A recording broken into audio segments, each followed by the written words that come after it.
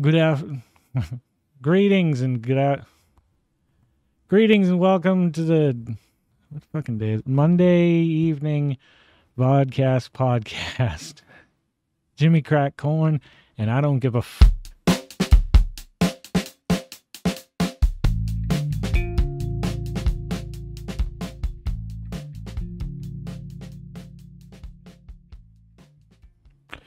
That light behind me is annoying, and I'm going to go shut it off. Give me just a second.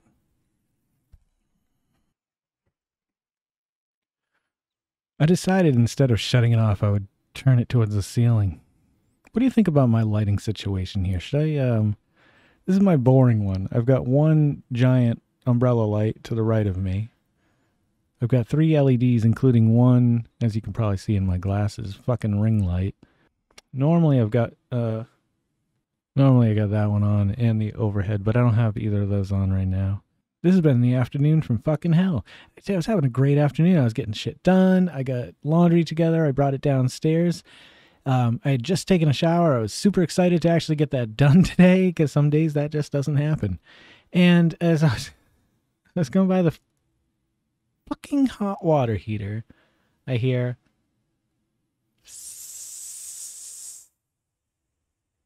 what the fuck is that? And I started looking around. I'm like, something's leaking somewhere.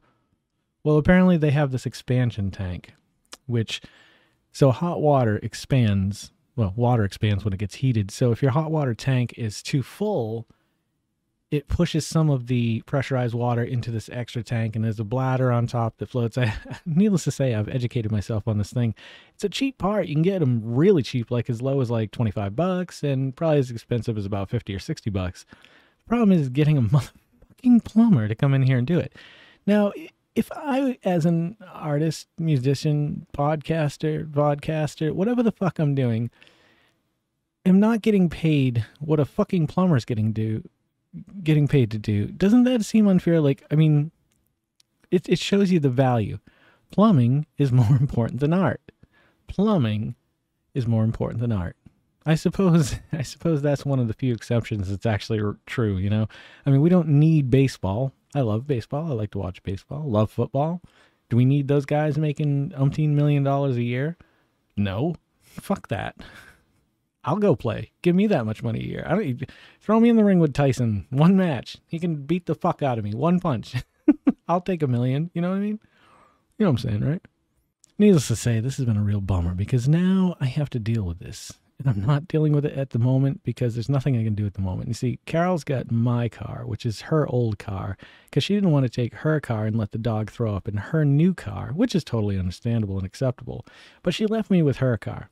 But I'm terrified if I drive that car, especially now that I've had a White Russian and I'm working on number 2, there's no way in hell I'm going to get behind the wheel because that's dangerous and stupid, kids.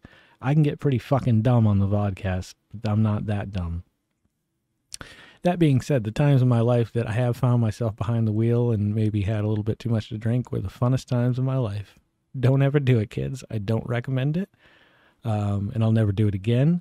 But there have been times when I had to drive down the road like literally less than a minute. And it was fun. It was fucking awesome. If you ever get a chance, have a friend. Go with a friend that's sober. Go into a parking lot and just drive around for a little while. And don't do it. I don't know what I'm talking about. You shouldn't fucking drive if you'd fucking drinking alcohol. People die that way. Fucked up. That's why we need the fucking smart cars to be on the fucking road. If every fucking car, not every car, I know there are some people that want to drive. I like to drive. It's fun to drive. But if I'm given the choice between a car that has a steering wheel and all that shit and the ability to sit on a couch in the fucking back and like do whatever the fuck I want, oh, you bet your ass I'm going with option B.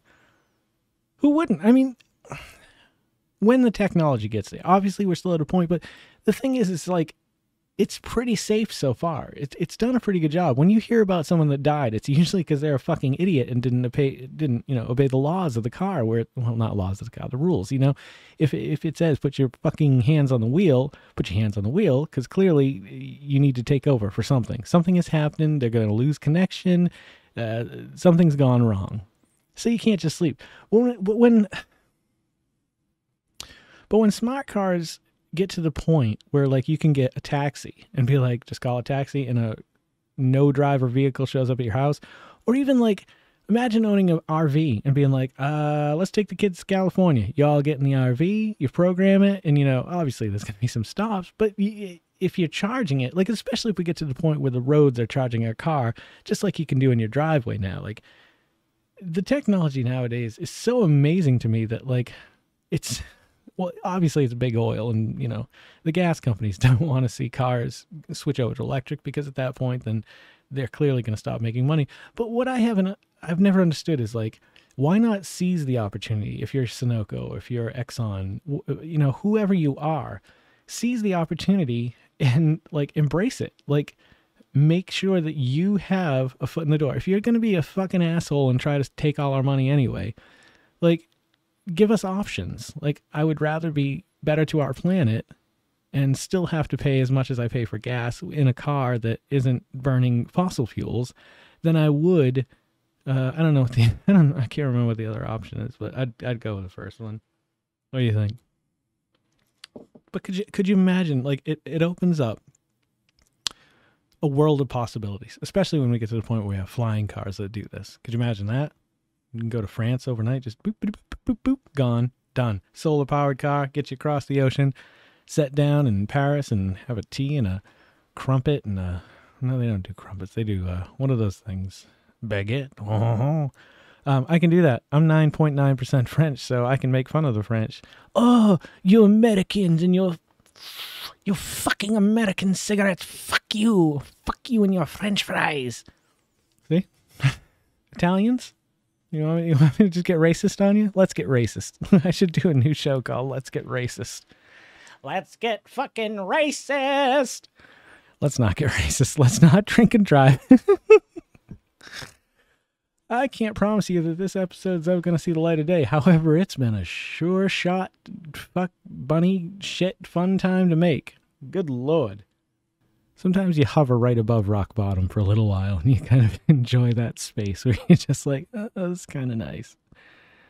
I quit smoking and I am going to quit drinking at the end of the month. Not forever, just to prove to myself that I can quit drinking for, you know, more than a day. But this month has not made it easy, finding out that I'm not Portuguese. Now, my friend Frank, God bless his soul. It's a funny thing they say in the South. Oh, bless her soul, bless her soul. He made me feel a little bit better about it because he kind of made a good point. Like, I'm Portuguese, but I was born in America, so why am I not just considered an American? You know what I mean? Like, our heritage is a funny thing because even though you were born somewhere, doesn't mean that that's your nationality. You know what I'm saying? Like, in this case, my father could still be my dad. I know I said I wasn't going to talk about this. I'm not going to talk about it for more than 30 seconds. My father could still be my father, which he could have been all along. The drama of it all, I'm a very dramatic person. If you haven't figured this out in the last 7 years of me making videos, I embrace the drama from time to time. So let's say his great-grandparents moved to Portugal from Italy. Let's say his mother was German, or his great-grandmother was German, and his great-grandfather was Italian. They brought that with them when they moved to Portugal, and when their kids were born, that made them Portuguese. So even though, and it's still weird that I'm not Portuguese, or 5%, at most 5% Portuguese, I also can't remember the point I was just trying to fucking make, but it doesn't really matter. It's kind of exciting in a way because like you get to learn a whole new thing. I'm trying to put a positive spin on it because at this point I'm just assuming that my father and his parents likely didn't know, or they didn't pass that information along to my mother. Now, speaking of my father, his previous marriage was to, I'm sure you guys are thrilled about this, but I'm going to talk about it anyway because I don't give a fuck. Alice Morley. I found somebody on Ancestry.com who was married to Emmanuel Oliveira, who was born on the same day as my father and died on the same day as my father. Now, here's the funny thing. They had 4 kids. So what the fuck's up with that? No, wait a minute. Wait. No, they had 3 kids. So that was accurate. The thing that's been weird to me is that if the parents of Manuel Oliveira that I found on Ancestry.com are his parents, he had a brother and a sister. Was it 2 sisters? 2 sisters and a brother. So that means that there is a chance that I can still collect and gather information from descendants of his siblings if they were real. The thing is Ancestry is really confusing. A lot of times it leads you to believe that like you read a person's story, but it's actually the story you created for that person in your timeline. It's not their real story. It's the hints that you choose to select to be like, yes, that was definitely them. They were living at that address on this date, or yes, that's their World War II draft card. You know, and all those things are aligning, but it doesn't make sense because why wouldn't my father have said anything about, you know, what would have been my uncle or my 2 aunts?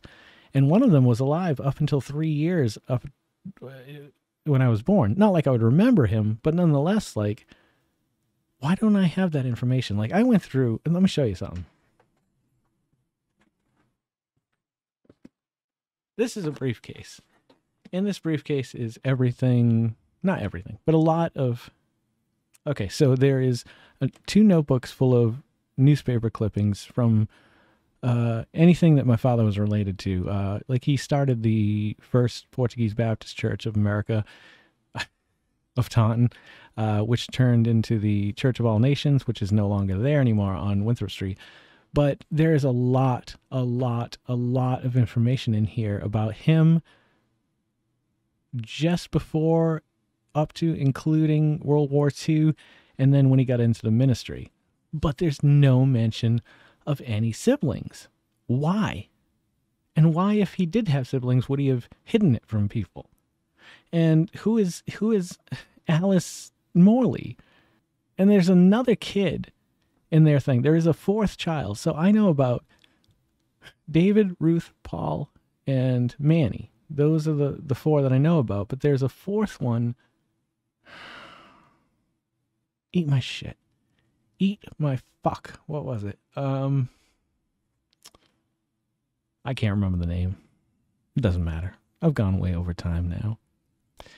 Thank you guys for stopping by and checking this out. If you're loving them, definitely subscribe and smash that like button and the little fucking bell icon and all that shit. You know how it goes. Take care of each other, and don't forget to make somebody smile tomorrow. And I'll catch you guys in the next episode, which won't be till about Thursday this week. I've got some shit I got to catch up on. I got some fucking hot water heaters to fix. So I'm sorry. I mean, you know, sometimes life gets in the way, and I apologize. But I'll catch you, later on. Good morning, good afternoon, good evening, good night. Boy, howdy.